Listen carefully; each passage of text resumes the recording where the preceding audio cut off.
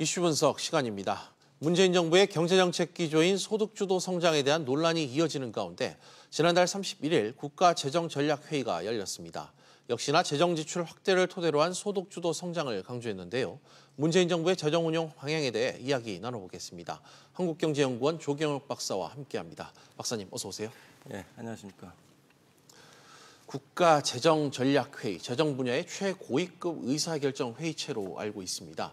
2022년까지 재정정책 방향에 대한 논의를 했는데 일단 나라 돈을 더 풀겠다, 이게 좀 골자인 것 같은데 재정적인 확장적 재정 운용 방향 어떻게 보고 계십니까?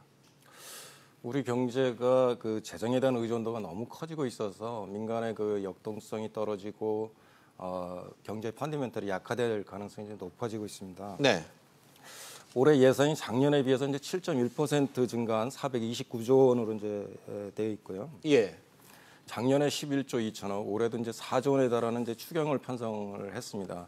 이와 같이 이제 막대한 예산을 이제 투입하고도 이제 고용과 소득 재분배가 이제 악화되자 정부는 이제 재정을 더 투입해서 이제 이걸 막아보겠다 하고 있습니다. 예.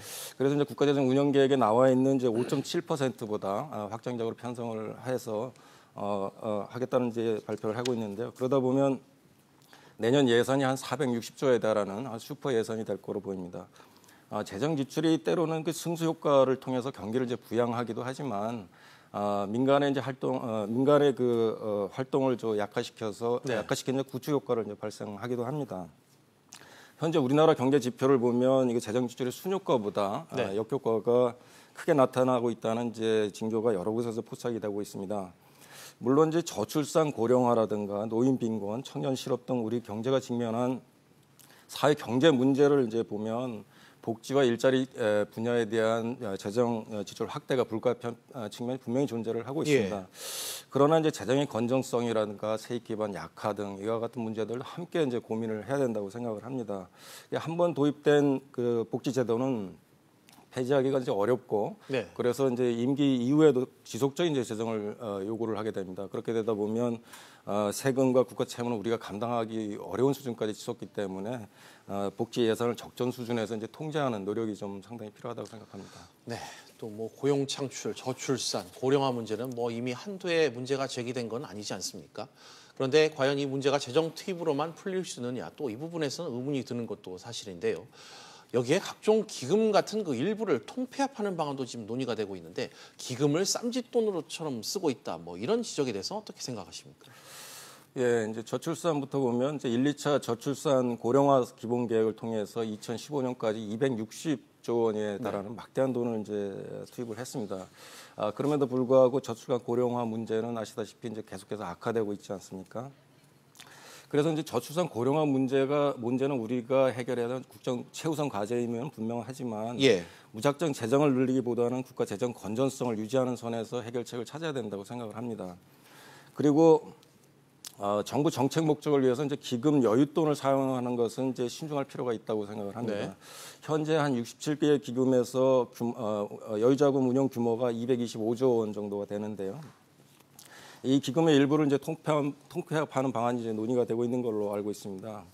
물론 고유 사업에 사용되지 않고 쌓여 있는 여유 자금이 많으면 네. 기회비용이 이제 상당히 발생을 하기 때문에 여유 자금의 적정성과 사업성 평가를 통해서 사업을 축소 또는 폐지하거나 수입 지출 구조를 개선하는 노력이 이제 필요하다고 생각을 합니다. 네. 그러나 이제 적자 상태에 빠져 있는 기금의 부과금은 신속하게 올려버리고 여유 자금과의 가다한 기금의 부과금은 내리지 않고 정책 목적을 위해서 이제 쌈짓돈처럼 이제 사용한다고 하니까 예. 부과금을 걷고 보자는 이제 부처 이기주의가 아니냐, 기금 운영에 대한 국민들 이제 불신이 이제 커지고 있는 것 같습니다. 그렇죠. 그래서 정부가 이제 연기금의 운영에 지나치게 개입하고 다른 정책 목적을 위해서 사용하는 것을 좀 자제를 해야 된다고 생각을 합니다. 알겠습니다. 또 문 대통령이 올해 최저임금 인상이 미친 영향에 대해 더 시간을 가지고 검토해보자, 이런 입장도 밝혔습니다. 소득 주도 성장의 긍정적인 효과가 90%라고 강조하기도 했었고, 또 어제 이를 뒷받침하는 통계 자료를 공개하기까지 했는데 이 부분에 대해서는 동의가 좀 필요하신지 언급을 안 할 수가 없겠는데요. 예, 최저임금 인상의 긍정적 효과가 90%에 달한다는 대통령의 말씀은 최저임금 인상을 더 강하게 추진하겠다는 이제 정부 의지로 읽히기 때문에 네. 우리가 이제 정확히 이걸 따지고 짚어 넘어가야 될 중요한 문제라고 생각을 합니다. 그렇죠. 청와대는 이제 가구별 근로소득 대신에 이제 개인별 근로소득을 기준으로 해서 분석을 해보면 네. 소득 1분위를 제외하고는 다른 모든 분위의 소득이 이제 올라갔다. 그래서 이제 90% 효과가 있다 이렇게 발표를 하고 있는데요. 네. 그러나 이제 기타 가구원을 개별 근로자로 간주하는 분석 방법은 그 현재 통계청이나 OECD 등에서 이제 소득 지표 분배 지표를 계산을 할 때 하는 방법과 전혀 다르기 때문에 논란의 여지는 여전히 있습니다. 어쨌든 이제 고용을 유지하는 근로자의 소득 변화만을 이제 강조하는 것은 청와대가 최저임금 인상 효과를 부각시키기 위해서 유리한 숫자만 보거나 잘못된 분석 방법을 이용하는 게 아니냐 하는 이제 이런 비판에서 자유롭지 못할 거로 보입니다. 최저임금의 부작용을 우려하는 사람들은 그 최저임금 인상에도 불구하고 고용을 유지하는 사람들이 아니라 그 영세 자영업자나 그 해고된 사람들, 직장을 못 구하는 사람들의 소득이 감소했으니까 속도 조절이 필요하다 이렇게 제 주장을 하는 거 아닙니까? 예. 그렇다면 전체 가구의 소득 변화를 보고 정책을 마련하는 것이 바른 방향이라고 생각을 합니다. 그래서 전체 가구 소득을 보면 5분위까지 모든 소득이 이제 줄어들고 있기 때문에 소득 격차가 확대되고 있는 건 분명합니다. 그래서 이런 것을 보면 청와대 발표와 달리 소득 격차가 확대되고 있다는 이제 증거를 볼 수가 있고요. 네. 그다음에 최저임금 인상의 속도 조절을 해야 된다는 이제 근거로도 사용할 수 있다고 생각을 합니다. 알겠습니다. 또 하나 경제정책 컨트롤 타워 논란 문제를 짚지 않을 수 없습니다. 최근 김동연 부총리가 최저임금 인상 속도 조절론을 거론했습니다. 김동연 부총리가 청와대 경제정책에 엇박자를 낸다 이런 지적과 함께 김동연 부총리에 대한 패싱 논란도 불거지고 있는데요. 먼저 김동연 부총리의 속도 조절이 필요하다는 그 발언 귀담아 듣고 좀 점검을 해봐야 되는 건 아닌지 이 시점에서 그런 방안이 좀 거론되는데요. 예, 그렇습니다. 합리적이고 이제 생산적인 찬반 토론은 사회 발전의 원동력이라고 믿고 있기 때문에 이번 이제 국가전략회의를 김동연 부총리와 청와대 참모들 간의 이제 갈등이나 그다음에 경제정책 엇박자로 볼 필요는 없다고 생각을 합니다. 네. 다만 정확한 통계와 제대로 된 진단하고 원인 분석이 선행돼야 이제 올바른 정책이 수립이 되는데 예. 이 소득주도 성장 정책 기조를 강화하기 위해서 보고 싶은 통계만 보고 잘못된 분석을 인용하면서 일방적으로 이제 밀어붙이고 있는 것이 문제가 아닌가 하는 생각이 듭니다. 어쨌든 김동연 부총리 속도 조절이 필요하다 하는 발언은 적절한 시점에서 적절한 지적이라고 판단을 하고 있습니다. 그래서 청와대가 이제 이를 귀담아 듣고 소득주도 성장 정책을 재점검하는 계기가 됐으면 좋겠습니다. 알겠습니다. 소득주도 성장과 관련한 김동연 패싱 문제도 지금 언급을 하셨는데 경기 진단 문제를 놓고도 언급을 또 안 할 수가 없습니다. 최근에 이 논쟁을 두고 김동연 부총리와 김광두 부의장이 또 언쟁을 벌이기도 했었는데 박사님께서는 그 경기 진단과 관련해 어떤 관측을 좀 하고 계시죠?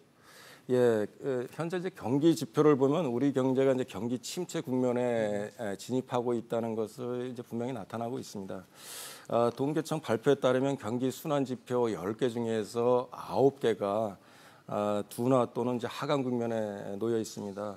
따라서 이제 정부가 목표로 하는 3% 성장을 올해 이제 달성하기가 좀 불가능하지 않겠나 하는 판단이 드는데요. 전분기 대비 올해 1분기의 성장률이 1%를 기록했습니다. 작년에 2.9%였다는 점을 보면 상당히 이제 성장률 둔화세가 뚜렷하게 나타나고 있다고 볼 수가 있습니다. 예. 전기 대비 정부 소비가 2.2% 상승했는데 이 24분기 만에 최고 수준입니다. 그래서 1분기의 성장을 정부 지출로 견인을 했다 이렇게 해도 이제 말을 해도 과언이 아니라고 생각을 합니다. 네. 수출과 설비 투자 등 성장의 견인 역할을 하던 반도체마저도 이제 중국과 이제 경쟁이 심화되고 그다음에 반도체 경기 조정 등 위험 요인이 부각되면서 투자 둔화세가 이제 뚜렷이 나타나고 있습니다. 네. 그래서 현재 이제 중국 관광객이나 이제 추경 집행 등 2분기에 이제 성장을 견인하는 요인들이 좀 있긴 하지만 이러한 경기 하강 추세를 막기는 역부족으로 보여서 올 경제 성장률은 2% 후반대가 될 거로 전망이 되고 있습니다. 알겠습니다. 지금까지 한국경제연구원 조경엽 선임연구위원과 함께했습니다. 박사님 오늘 말씀 감사합니다. 네, 감사합니다.